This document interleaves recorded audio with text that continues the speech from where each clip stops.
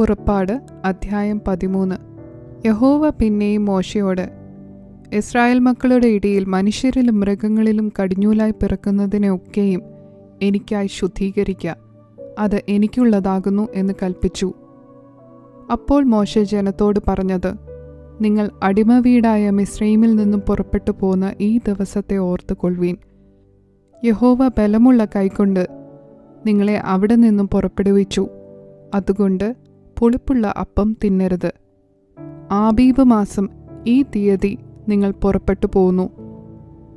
എന്നാൽ കനാന്യർ, ഹിത്യർ, അമോര്യർ, ഹിവ്യർ, യബൂസ്യർ എന്നിവരുടെ ദേശമായി യഹോവ നിനക്ക് തരുമെന്ന് നിന്റെ പിതാക്കന്മാരോട് സത്യം ചെയ്തതും പാലും തേനും ഒഴുകുന്നതുമായ ദേശത്തേക്ക് നിന്നെ കൊണ്ടുചെന്ന ശേഷം നീ ഈ മാസത്തിൽ ഈ കർമ്മം ആചരിക്കണം. 7 ദിവസം നീ പുളിപ്പില്ലാത്ത അപ്പം തിന്നേണം. 7-ാം ദിവസം യഹോവയ്ക്ക് ഒരുത്സവം ആയിരിക്കണം. 7 ദിവസവും പുളിപ്പില്ലാത്ത അപ്പം തിന്നേണം. നിന്റെ പക്കൽ പുളിപ്പുള്ള അപ്പം കാണരുത്. നിന്റെ അരികത്തെങ്ങും പുളിച്ച മാവും കാണരുത്. ഞാൻ മിസ്രയീമിൽ നിന്ന് പുറപ്പെടുമ്പോൾ യഹോവ എനിക്ക് വേണ്ടി ചെയ്ത കാര്യം നിമിത്തം ആകുന്നു ഇങ്ങനെ ചെയ്യുന്നത് എന്ന് നീ ആ ദിവസത്തിൽ നിന്റെ മകനോട് അറിയിക്കണം. യഹോവയുടെ ന്യായപ്രമാണം നിന്റെ വായിൽ ഉണ്ടായിരിക്കേണ്ടതിന് ഇത് നിനക്ക് നിന്റെ കൈയിന്മേൽ അടയാളമായും നിന്റെ കണ്ണുകളുടെ നടുവിൽ ജ്ഞാപകലക്ഷ്യമായും ഇരിക്കണം. ബലമുള്ള കൈകൊണ്ടല്ലോ യഹോവ നിന്നെ മിസ്രയീമിൽ നിന്നും പുറപ്പെടുവിച്ചത്. അതുകൊണ്ട് നീ ആണ്ടുതോറും നിശ്ചയിക്കപ്പെട്ട സമയത്ത് ഈ ചട്ടം ആചരിക്കണം.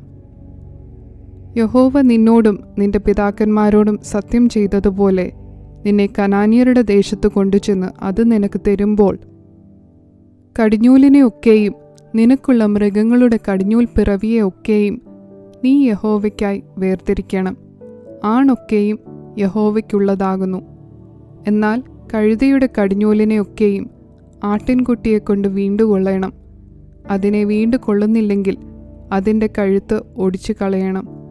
നിന്റെ പുത്രന്മാരിൽ ആദ്യജാതനെയൊക്കെയും നീ വീണ്ടുകൊള്ളണം.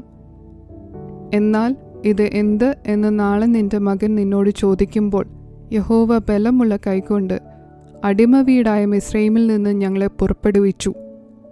ഫറവോൻ കഠിനപ്പെട്ടു ഞങ്ങളെ വിട്ടയക്കാതിരുന്നപ്പോൾ യഹോവ മിസ്രയീം ദേശത്ത് മനുഷ്യന്റെ കടിഞ്ഞൂൽ മുതൽ മൃഗത്തിന്റെ കടിഞ്ഞൂൽ വരെയുള്ള കടിഞ്ഞൂൽ പിറവിയെ ഒക്കെയും കൊന്നുകളഞ്ഞു. അതുകൊണ്ട് കടിഞ്ഞൂലായ ആണിനെയൊക്കെയും ഞാൻ യഹോവയ്ക്ക് യാഗം അർപ്പിക്കുന്നു. എന്നാൽ എൻ്റെ മക്കളിൽ കടിഞ്ഞൂലിനെയൊക്കെയും ഞാൻ വീണ്ടുകൊള്ളുന്നു.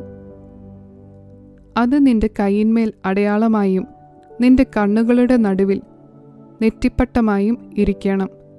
യഹോവ ഞങ്ങളെ ബലമുള്ള കൈകൊണ്ട് മിസ്രയീമിൽ നിന്നും പുറപ്പെടുവിച്ചു എന്ന് നീ അവനോട് പറയണം.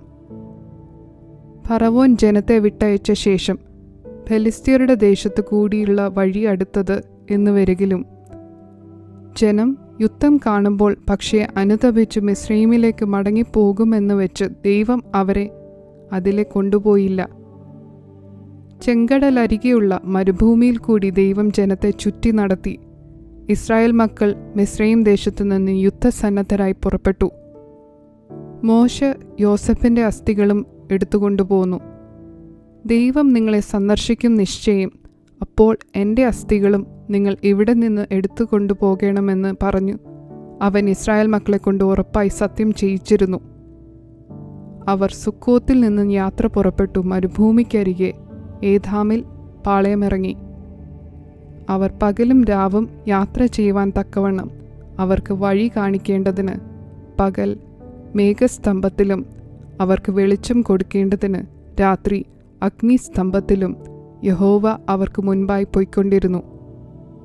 പകൽ മേഘസ്തംഭവും രാത്രി അഗ്നിസ്തംഭവും ജനത്തിൻ്റെ മുൻപിൽ നിന്നും മാറിയതുമില്ല.